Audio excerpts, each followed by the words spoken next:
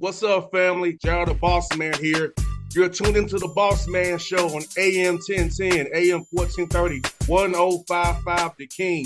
Let the King out at 105theking.com and the Bossman Show at bossmanshow.com. Hit me up on Instagram, The Bossman Show, Twitter at Bossman Show, and Facebook, Bossman Show. It's the Bossman on your radio. Listen to the Bossman Show with your host, JR, Saturdays at 9 a.m. right here on AM 1010, The King. What's up, good people? BetOnline is your number one source for all your betting needs. The latest odds, lines, and matchup reports for baseball, boxing, golf, and more. BetOnline continues to be the fastest and easiest way to place your wagers, including live betting and your favorite casino and card games available to play right from your phone. Head to the website or use your mobile device to sign up today and get in on the action. Remember to use your promo code BELIEVE, BLEAV, for your 50% welcome bonus on your first deposit. BetOnline, where the game starts.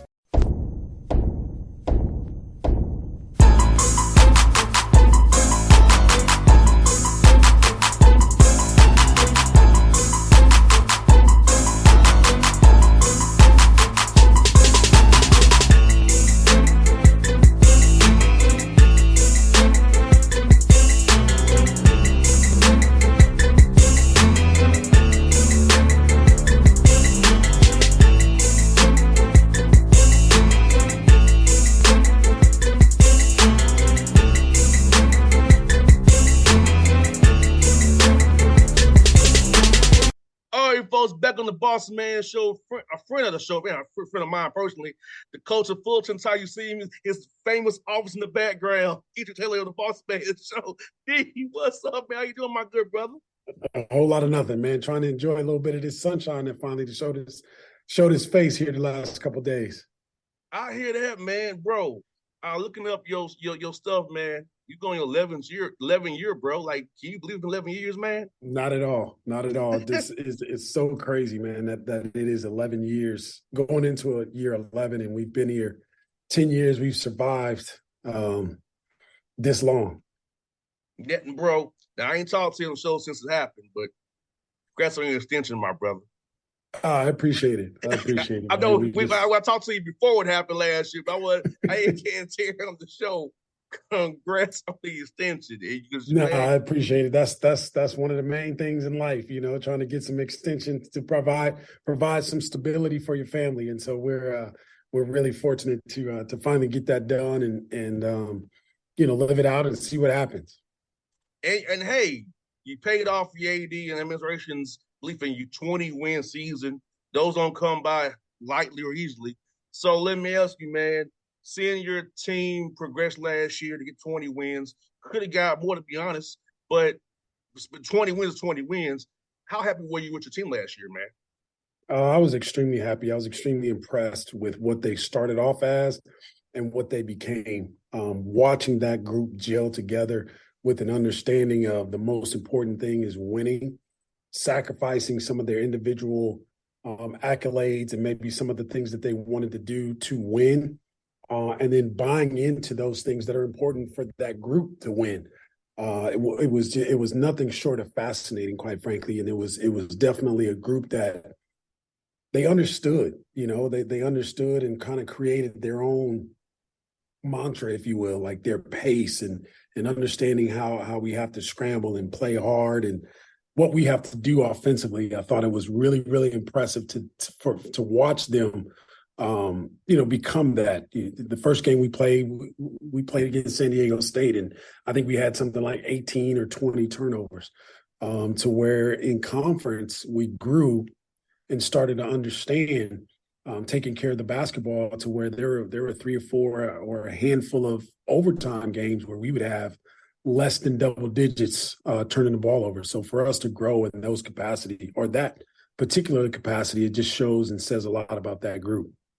No doubt, D, because you and I both know, man, especially those live ball turnovers are the worst ones. Yeah, they hurt.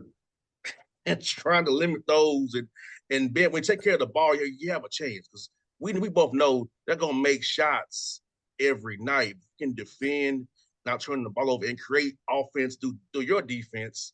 You have a chance to win a lot of games, even though when you're not shooting the ball from the floor the way you want to, we're getting a lot of jumpers to go in because we know it's make or miss too. So the fact that Sure. your team locked into taking care of the basketball, I mean, is a very key factor to the growth. Like you said, man, it's very impressive to watch and see.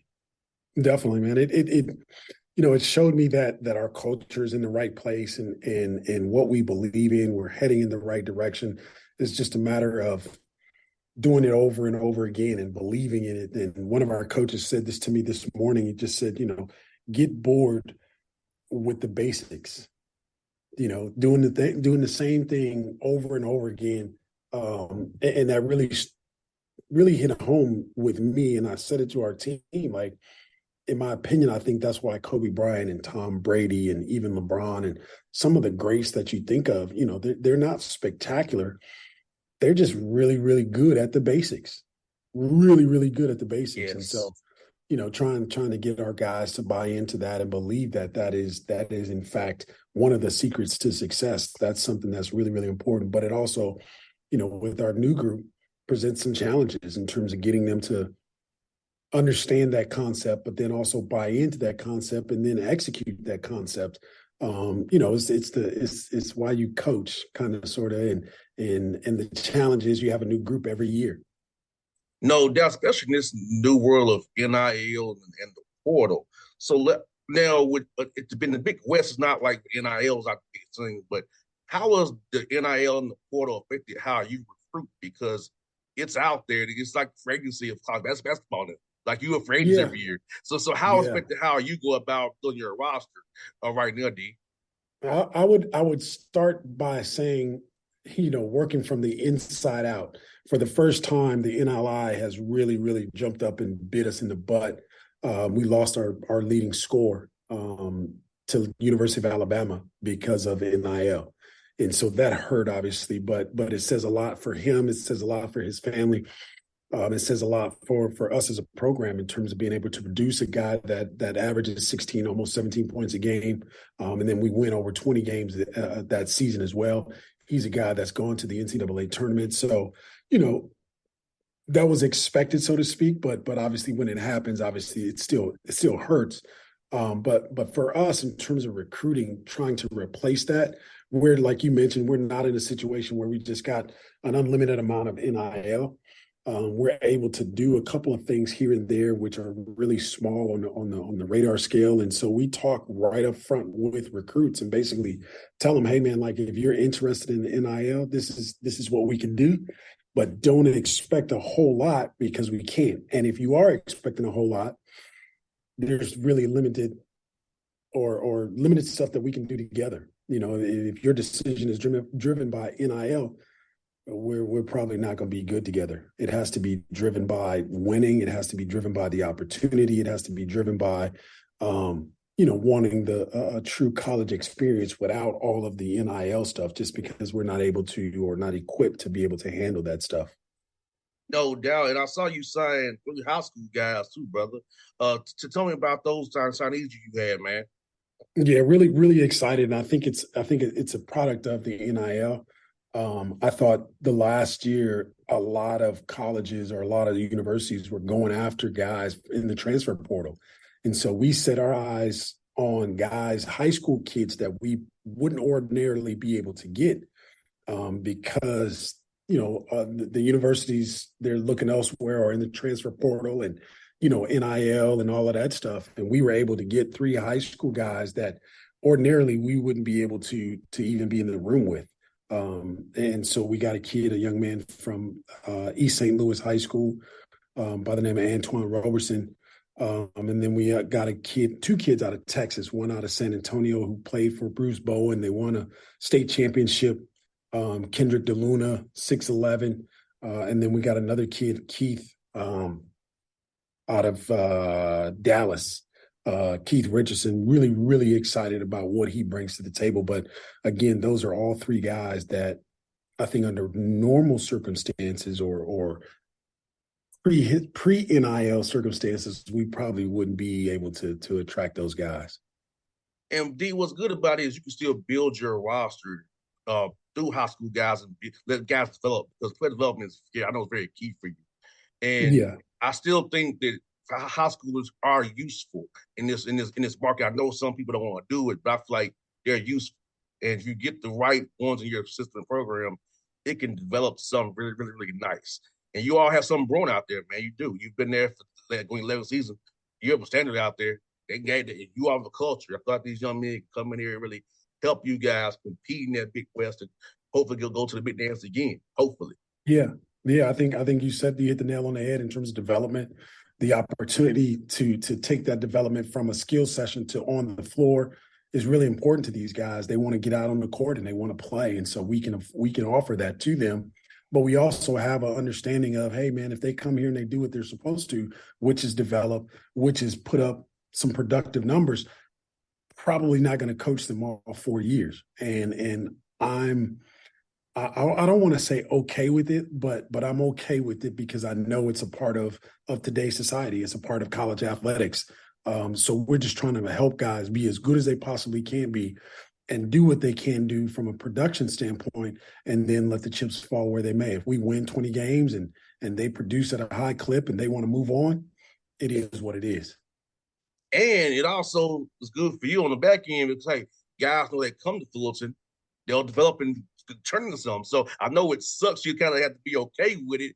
But same time, well, look, we developed you. You do it. Like you said, develop you is one of your things. So there you go. And, hey, we got you.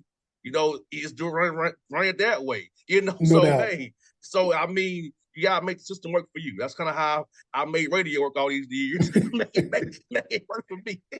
Definitely. You have to be keen and aware of what it is that you do it really, really well, and then whatever happens, and that's the way that that we look at it in terms of just trying to be productive with what we have every day. Find a way to be productive, which obviously you've done a hell of a job of that, and from a radio standpoint, in terms of growing your show and growing your role with the Hawks. No doubt, brother. I'm gonna tell you something, man. It's funny you say that because I was telling somebody it's funny how a guy was trying to copy my interview style now.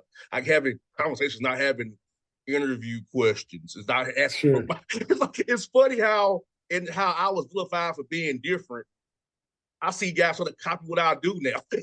Yep. It's Well, hilarious how it's tables are turned now.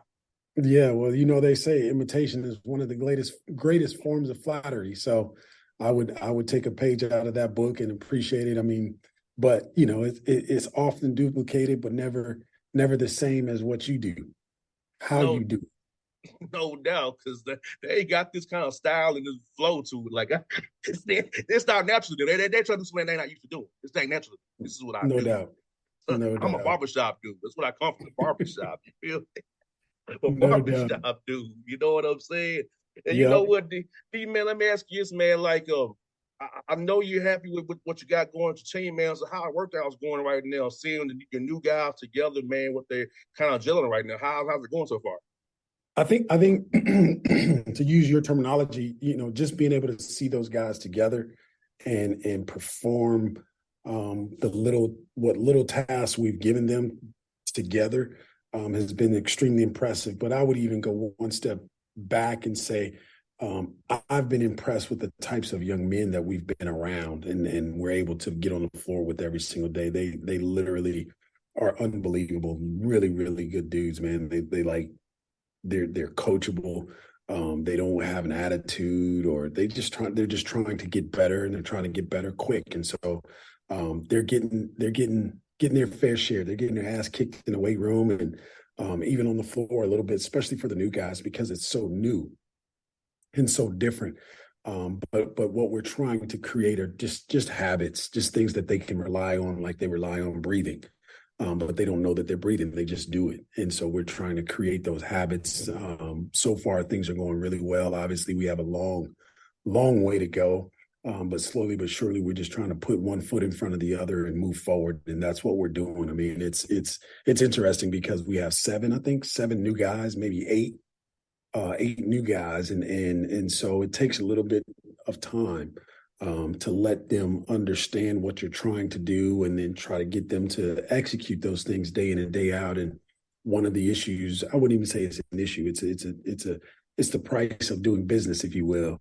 The carryover, when you focus on one thing and then you start putting on 2 and 3 and 4 different things to that one thing, all of a sudden that one thing that you started with is not the same as it is, or as it needs to be. And so just trying to provide a level of carryover with this group, I think, is the biggest thing that we have to do better at, right now. But again, I'm excited about it. I get up every morning, I get to be around these dudes, and they not only provide a level of work, but they just give off energy, and you can feed off of that energy. They feed off each other's energy, and it's just an energetic situation. So the hour that we do get to spend on the floor, it's pretty good.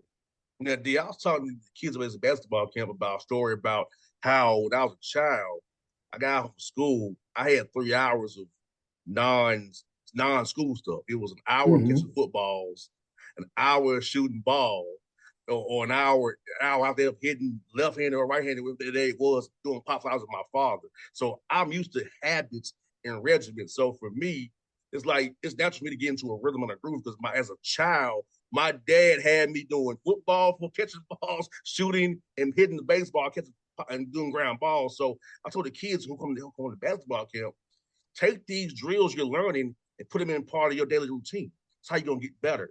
That's how I got better because I kept working at it. Then my dad was a coach too. So it's like, it made me who I am today. Because I said, football was my best thing I did, and it got me to where I am today. But you might be basketball for you all or whatever it is. But like you said, develop those habits.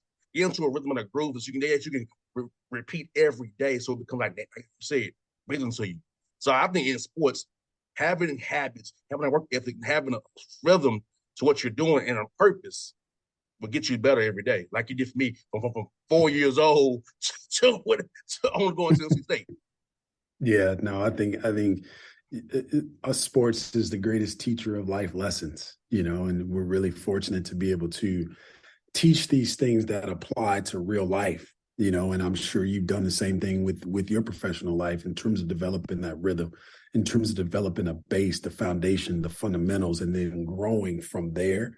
But nowadays it's different because kids, they don't have, or they do have distractions, and they have a lot of different options that maybe you and I didn't have growing up. And so that hour spent catching a football, or that hour spent catching a baseball or throwing a baseball or hitting a baseball or whatever it is, we didn't have the number of options and the number of distractions, if you will, that younger kids have. And I'm not saying that's bad.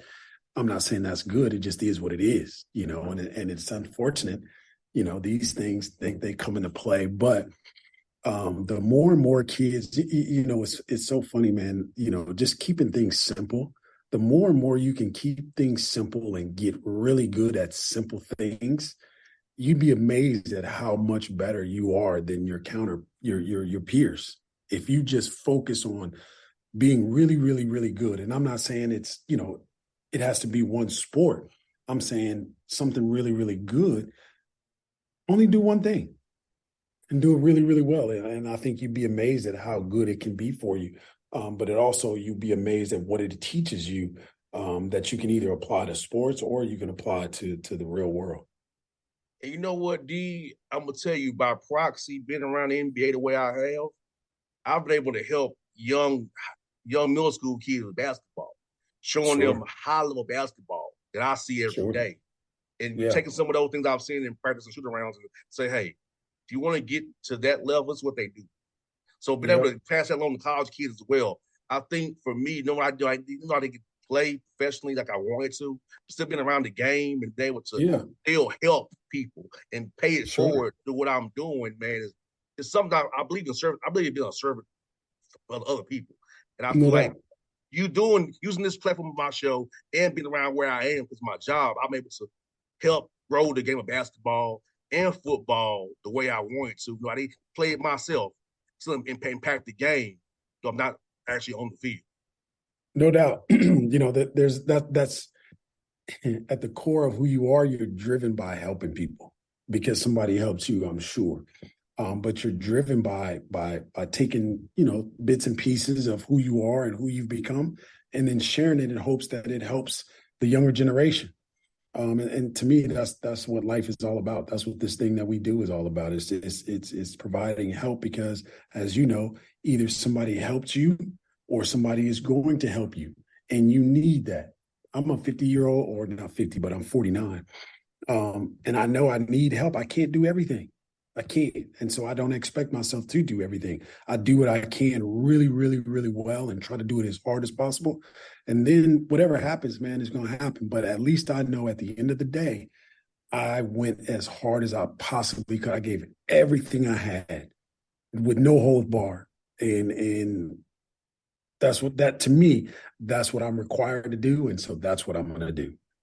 No doubt, D. And I feel like this, man. I feel like no matter what happens in my career going forward with the NBA or whatever, I'm blessed because I've established something that nobody can take from me, which is this show. You know what No I'm doubt. saying? No matter what happens to me on that level, I have this to still help you. No doubt. Because No it ain't doubt. about the money for me. I don't need the money for this show. Yeah. I make enough money doing what I do. But this is about helping people. Talking to you because I want to, not because something bad happened or you only won something. I'm talking to you because that's what gets me about in my professional media. It's only when something bad happens or you win. It's never just because. Yeah, well, that's the part of what the media does. It's all clickbait. It's what can I say? What can I do to get people to click on my story? And most people in our generation, not generation, but in our world, they only click on bad stuff. If you go and I'm feeding the homeless, they're probably not going to click on that. But if you go and do something crazy, they're probably going to click on that.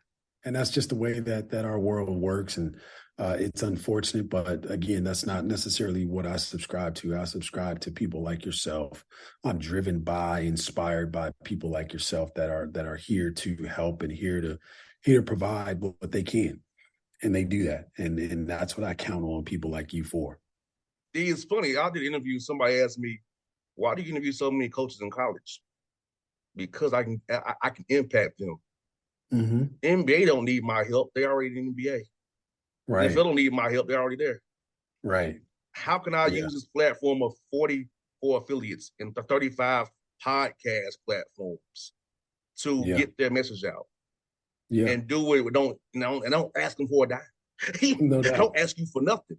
I just come on the show and I'm gonna do it because I can, because that's why I can give back. I don't have to, talk to guys in the NBA because it doesn't work. They're already there. No doubt. Letting a young man hear your story, hear about your program is more important to me than interviewing an NBA coach. No question. Anyway, Yeah. No question. It's crazy how that works, but I think it's important to know who you are and know your why, and be driven by that and subscribe to that and try to promote that every single day. No doubt. Indeed, like you said, bro, I'm gonna tell you this.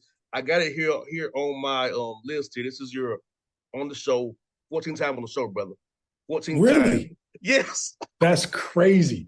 That's got to be like I should be. I'm leading the pack, right? Like you're up that's there. The most. You're up there, brother. Yes, you're at the top.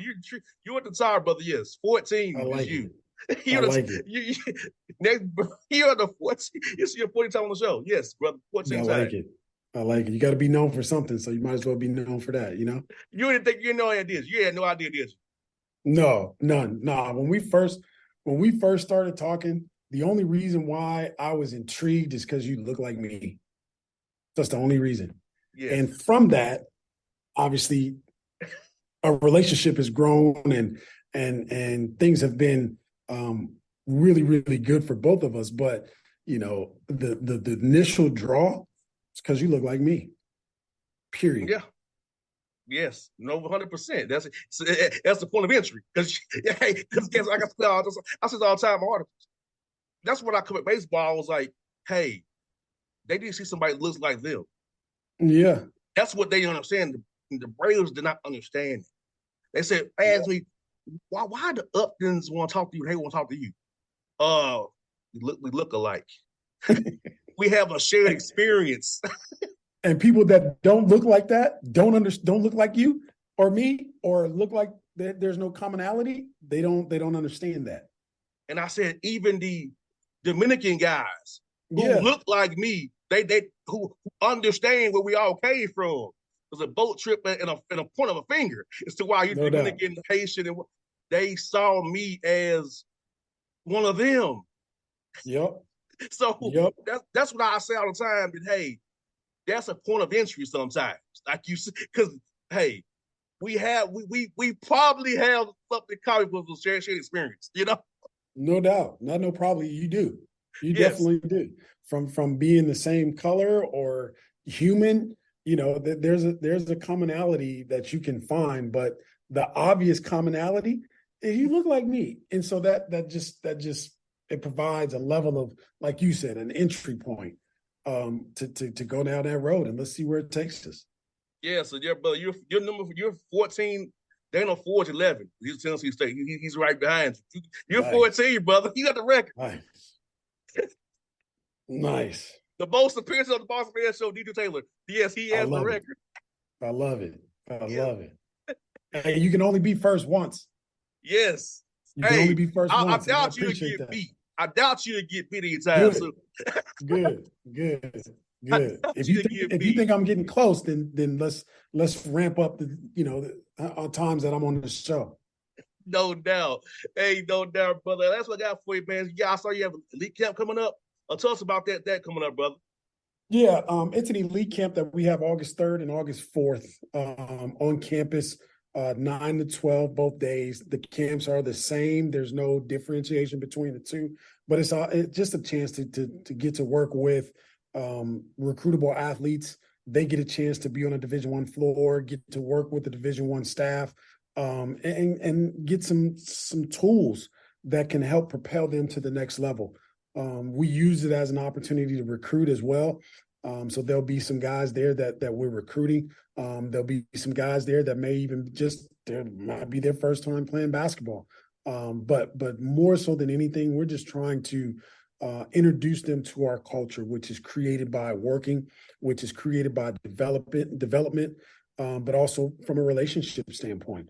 We're trying to accomplish those things, and we think it's a great opportunity to spend 3 hours together with each other and work our butt off and see what happens.